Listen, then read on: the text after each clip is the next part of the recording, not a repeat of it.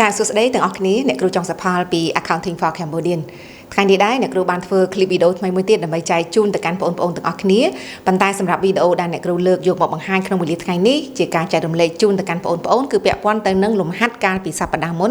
ដែលអ្នកគ្រូបានធ្វើវីដេអូជូនតាក់ទងទៅនឹងលំហាត់កាលពីសប្តាហ៍មុនគឺអ្នកគ្រូបានបង្ហាញជូនទៅលើប្រតិបត្តិការរបស់ក្រុមហ៊ុន ABC ដែលគាត់បានធ្វើការកត់ត្រាខុសចំនួន3ប្រតិបត្តិការ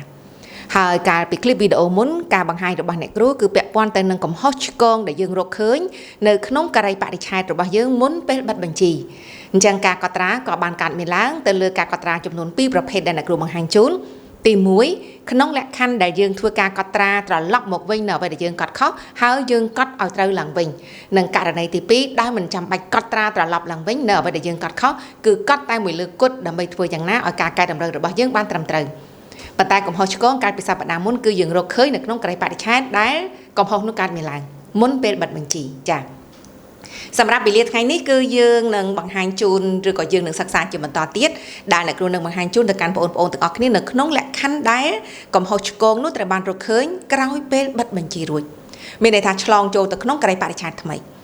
អញ្ចឹងនៅក្នុងវីដេអូនេះអ្នកគ្រូរំលឹកតាក់ទងទៅជាមួយនឹងកំហុសឆ្គងដែលកើតមានឡើងនៅក្នុងក្រុមហ៊ុន ABC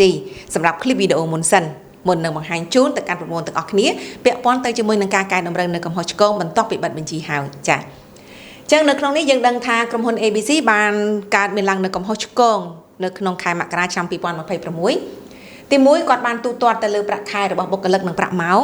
ចាចំណាយប្រាក់ខែនិងបុគ្គលិកចាចំណាយប្រាក់ខែបុគ្គលិកនិងប្រាក់ម៉ោងចំនួន700យូរ៉ូប៉ុន្តែគាត់បែរជាកត់ត្រានៅខាងឥណពន្ធគឺជាបរិខានិងខាងឥណទានគឺជាសាច់ប្រាក់មានន័យថាការឡើងលើប្រតិបត្តិការចំណាយតែយើងមិនបានកត់ជាចំណាយទេយើងបែរជាកត់ទៅជាទ្រព្យសកម្មទៅវិញហើយជាទ្រព្យសកម្មរយៈពេលវែងទៀតនៅទីនេះអ្វីដែលអ្នកគ្រូបង្ហាញជូនអត់បានបង្ហាញអំពីការកណនីរំលោះមកតាំងទៀតទេមានន័យថានៅពេលណាដែលគាត់កត់ជាបរិខានេះវាត្រូវមានរំលោះទៀតចាប៉ុន្តែនៅទីនេះគឺយើងអត់និយាយអំពីការបង្ហាញអំពីរំលោះទេនិយាយអំពីតែករណីដែលគាត់កត់ត្រាទៅលើទ្រព្យនិងខុសតែប៉ុណ្ណោះចាទី2ក្រុមហ៊ុនបានប្រមូលលុយ$1,500ពីអតិថិជនដែលគាត់បានជំពាក់យើង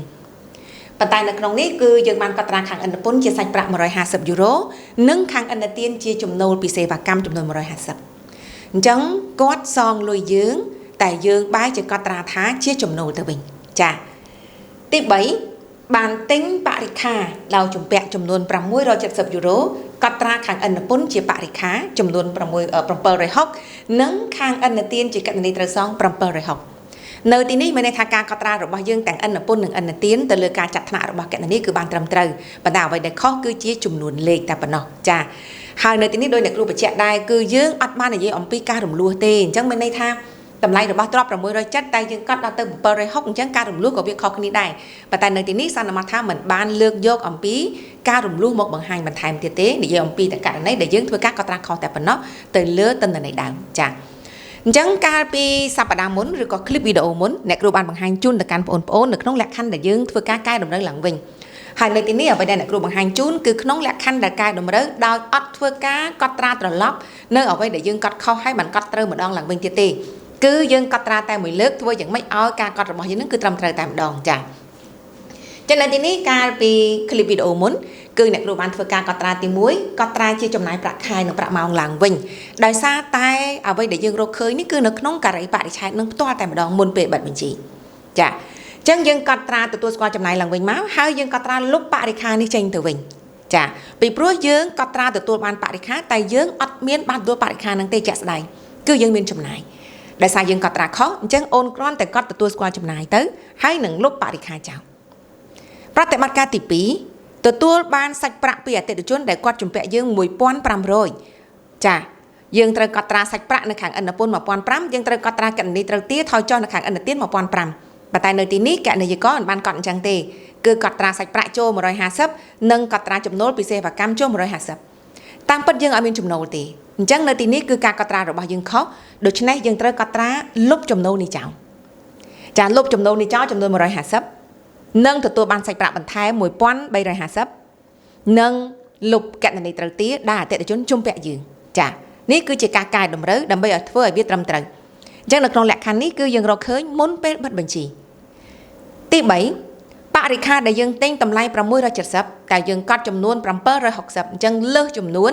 $90 90 euro ចាអធិស្ឋាន90 euro ចឹងនៅទីនេះគឺយើងកត់ត្រា account payable ចេញវិញដែលសារយើងទិញដោយជំពាក់ចាអញ្ចឹង account payable ថយចុះចំនួន90និងកត់ត្រាលុបបរិខាថយចុះចំនួន90ដោយអ្នកគ្រូបញ្ជាក់អញ្ចឹងតាមពិតវាត្រូវយើងមានកត់ត្រារំលោះទៀតនៅក្នុងគ្រាហ្នឹងចាប៉ុន្តែយើងអត់និយាយពីរឿងរំលោះទេចាឥឡូវឧបមាថាកំហុសឆ្គងនេះត្រូវបានរកឃើញក្រោយពេលដែលបិទបញ្ជីចូលមកដល់ខែកុម្ភៈបិទបញ្ជីហើយអីហើយអស់ទៅដឹងថាយើងកត់ត្រាខុសទៅលើ3ចំណុចនេះនៅពេលដែលយើងបិទបញ្ជីរួចទើបយើងរកឃើញនៅកំហុសឆ្គងដែលកើតមានឡើងពាក្យថាបិទបញ្ជីគឺយើងបានបិទចំណូលចំណាយចូលទៅក្នុងគណនីទុនអស់ទៅហើយបើសិនជាក្រុមហ៊ុននឹងគឺជាក្រុមហ៊ុនឯកកម្មសិទ្ធិឬក៏ជាសហកម្មសិទ្ធិនៅពេលដែលយើងបិទបញ្ជីគឺយើងបិទចូលទៅក្នុងគណនី owner capital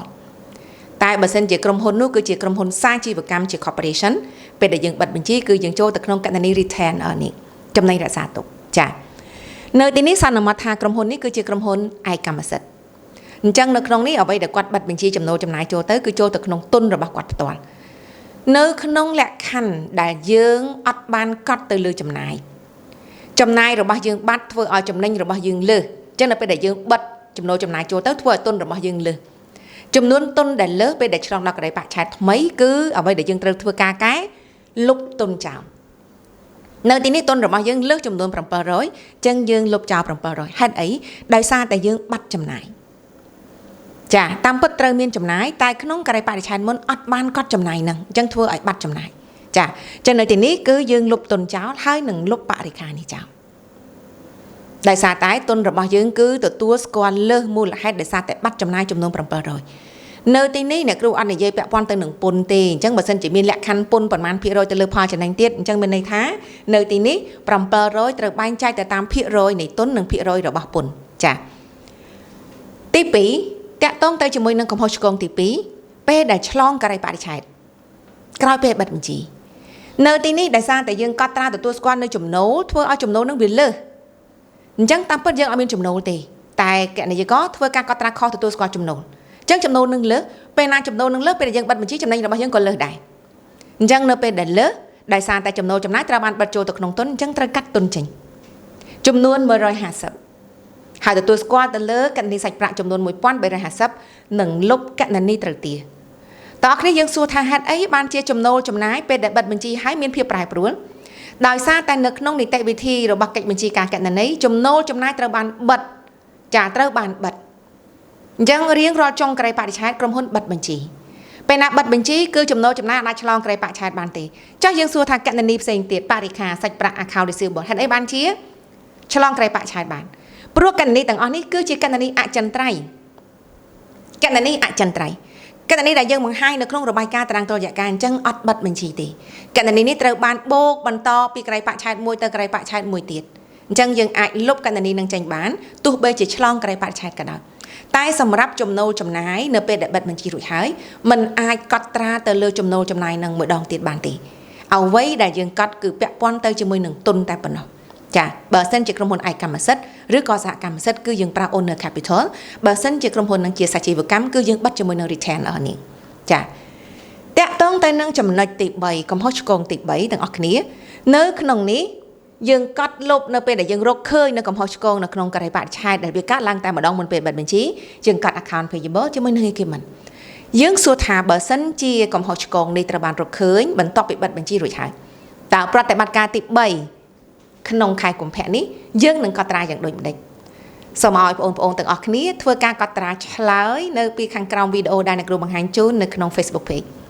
អរគុណច្រើនបងប្អូនទាំងអស់គ្នាដែលបានតាមដានទៅលើការបង្ហាញរបស់អ្នកគ្រូក្នុងវេលាថ្ងៃនេះសង្ឃឹមថាបងប្អូននឹងបានយល់នៅអ្វីដែលអ្នកគ្រូចែករំលែកជូនជួបគ្នាគ្លីបវីដេអូក្រោយជូនពរសំណាងល្អជោគជ័យគ្រប់ភារកិច្ច